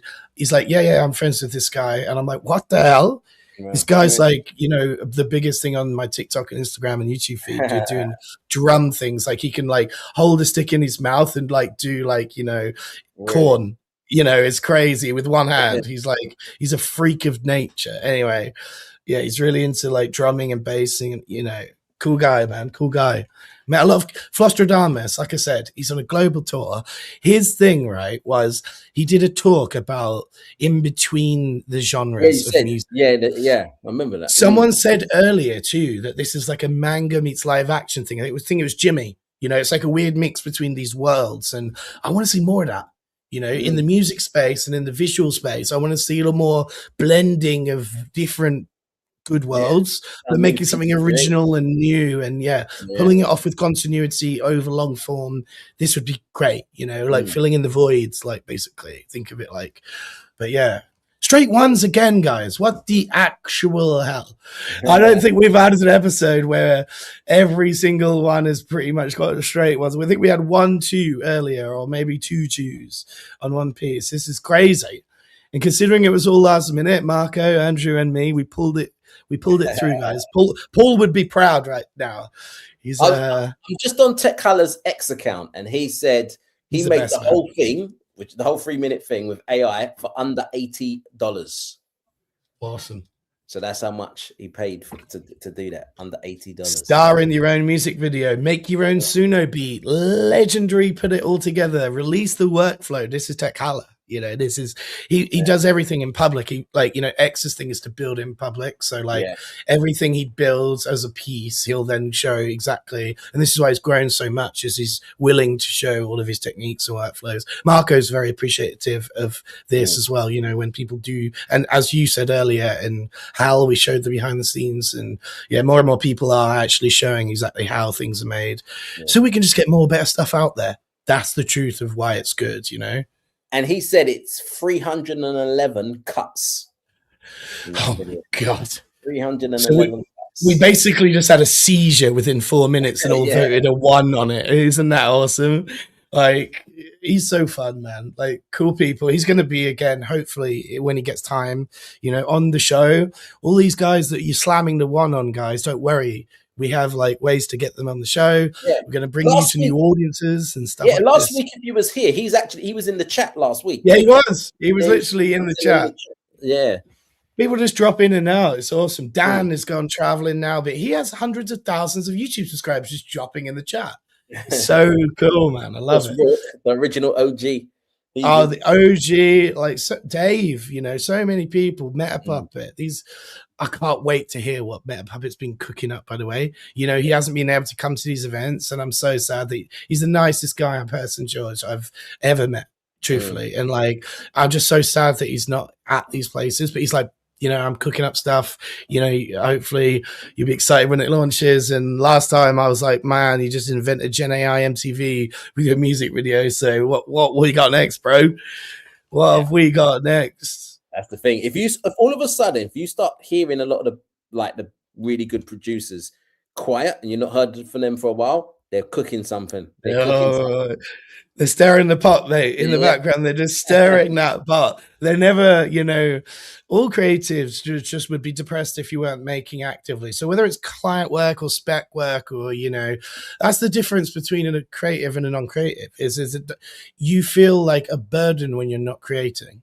As a creative, whereas a non-creative has to force themselves to be creative almost. It's like it is the differentiator that I've noticed when I take workshops and stuff between people that can instantly get along. Like, and what's awesome about that, by the way, these are random tangent and aside before the next video, is because it's going to be a heavy one. We're going to close heavy again with this next one, but I've trained like account managers with no previous creative background that are sort of built into a role that you're like, oh, you are just a creative, but you just took a role that took more money, that you're also good at that, like you're good at doing comms and PR and what have you. So then they took like, lots of it, the stereotypes in the UK is you become a lawyer or a doctor or whatever your family tells you is the best like income source, to guarantee your future income. Whereas lo and behold, you're a poet, you're an artist, you're a filmmaker, but you never wanted to be in this profession. It turns out you were trapped in it, and now AI can really like switch you over, but there's other people that are just not that, and it's interesting. I think a lot of the time is because a lot of creatives that it's hard to monetize. Of course, that's the publishing and distribution is the next thing that everyone needs to sort out. Yeah. The AI company sponsoring is good, but it's just not enough to keep this continuously being your full-time thing. That's the reason why they go into those. Otherwise, they would definitely stay into it. Because in my lifetime, I've met a lot of talented broke singers. Thousands. Oh yeah, bro. Thousands. Tell me about it. And it's not that their talent isn't good. So it's just again, it's how do I monetize this? And it's a shame. It's one of the saddest things seeing somebody with so much creativity, so many great ideas, and they just can't do it because they need to keep the lights on. But hopefully with AI, you're going to see a lot of ideas that the world would never have seen come to fruition. Exactly. I'm talking good ideas because obviously there's going to be a lot of bad ideas as well. But there's going to be a lot of everything. Yeah. But yeah, original IP or original ideas, world models that we can drop into at the end of this year or whatever. This is the stuff I'm excited for. With the anti-slop, and there is going to be the slop and the lots of it, and we're the anti-slop. Even though we started out with literal slop news with slop characters, it's funny. Oh yeah. So this one, like I said, is going to be extreme. We'll also do a pause and a vote to continue because we're going to maybe close out the show with this one. We've only got sort of 7 minutes left of the show anyway, so might not even get it to a 10-minute chunk. But let's see. This one is called Black Forest. Let me see if I can get the full name. It's from Embryon Chronicles. Like I said, it is a horror piece, so it's not going to be for everyone. But let's check it out anyway.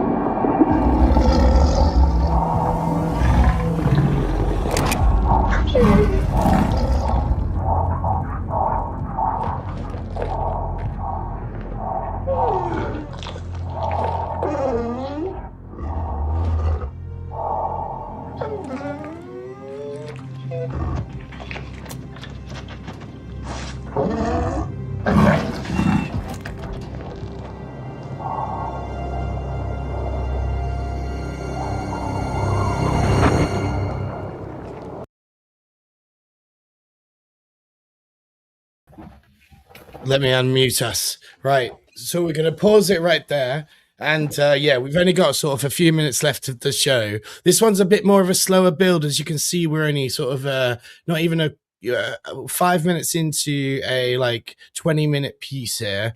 Obviously, if you have to drop out, you have to drop out. No worries. I wish I'd kind of put this in the middle or in the next episode, just in truth, because, you know, it is a bit more of a slow build into the world, but the world's pretty interesting and intense, and the sound design's really nice, and there's a lot to like about this piece so far.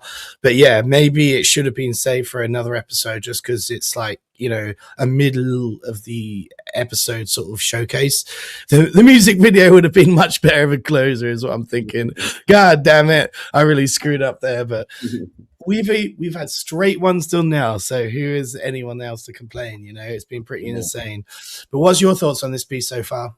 It reminded me of a video game, to be honest. Yes, it had a bit of like yeah, it was blending between realism and video game vibes, wasn't it? I think that was the thing. I think stylistically it was great. It was great. What do you think?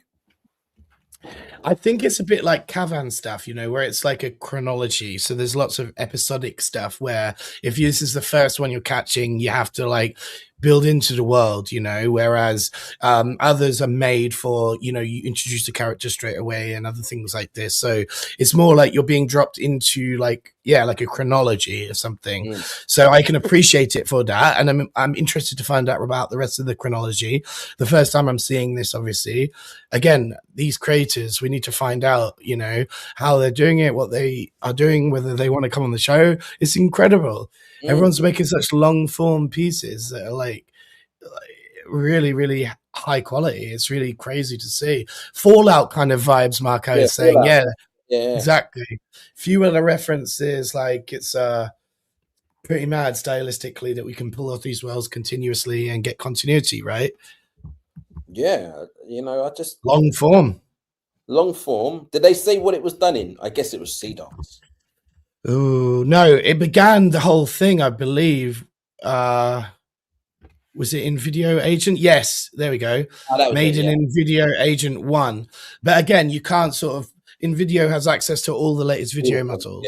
So it would have C-Dance, Kling, all of that, you know. So again, it's like probably lots of it's C-Dance and Kling 3.0, being that they're the most recent models out. Some might be others, but it's hard to know. I think Mary just said it. She goes, I can see how this could be the intro to make your character enter the first level and equip and harvest. Yeah, exactly. Find all the different things that you need before you get into the main game. We'll definitely see that. Well, guys, I had a bit of an incident with my wife earlier, so I want to go make sure she's okay and stuff. I'm going to end the show there. Otherwise, I'd have said who's up for continuing and yada, yada, yada. But Chris, yeah, it's been... Like, because the way you said I have an incident with my wife, I got to make sure she's okay. It's like you've done something to her. I didn't do anything to her, mate. It sounds so bad when you say it like that. Yeah. Oh, God. Yeah, she had an accident earlier today, which ended up in A&E, and so I just want to make sure she's all right, you know. God damn it. Yeah, should have said that way better. Yeah. Brilliant. But guys, thank you. It's been another great week. Chris, amazing. Marco, thank you so much for all of your work. Marco, legendary. Yeah. Like I said, we won't. And our super fans, you know, like the ones that show up every week. You guys are the best. You guys are the best. People are working. I appreciate it. And it's California early morning, you know. Exactly. But thanks, guys, everyone. We'll see you on the live in 2 weeks. 2 weeks, yes, 2 weeks. We're available on LinkedIn, on the WhatsApp groups, all of that. So make sure you subscribe to the Luma. Paul will kick my ass. So Paul, set up a newsletter, which has been hard to keep up with again without Paul, all of this stuff. So it'll be a bit later than usual, but I'll do my best to try and get it out with all of the links. If you subscribe at luma.com/Seedily, all of you guys already are. All of you guys watching are nearly all subscribed to it. So let a friend know. Maybe say that instead, like let more people know about this show. And we're going to have special guests coming on. Look out for different broadcast times for those. Again, it's depending on them. These are very, very special guests. So if it might be a Wednesday or a Friday or whenever they've got schedule in their world tour, many of them, you know, to like drop in a live, or maybe it's pre-recorded even. Maybe we bring a totally new format and then just broadcast a pre-recorded thing live or something like that. What you think about other formats for special guests, what format you'd like to see. Andrew loves the workflows. I just love asking about how you got into creativity, you know, what inspires you, like what but that's why it's two hosts. You know, you ask the technical, I ask the bigger topics, and we get like a lot out of the, you know, the special guests, and so it should be fun. Congrats on your YouTube shit, mate. Like awesome that you're doing that this week, and like awesome. Just congrats on that. I'm not going to say too much I don't know how much is revealed or whatever. But it's just a big training session with YouTube and the BBC and the National Film and TV School. Awesome, congrats, for mate. the UK. So I'm training about 200 YouTubers, stroke TV producers, and of course I'll be telling them about this show. I've been doing a lot of stuff with them the last 6 months, anyway. The National Film and TV School, because we've just finished a big project with Amazon Prime. So now it's YouTube and BBC. So I'm doing that on Thursday. So yeah, looking forward to that. Like they were like three of the biggest giants in like any brand ever created. You know, YouTube, Amazon Prime, and all of it. It's awesome. It's so BBC, you know, our national broadcaster. Like just so many big names, mate. World Cup vibes. Honestly, it's just World like Cup vibes, but all about scale.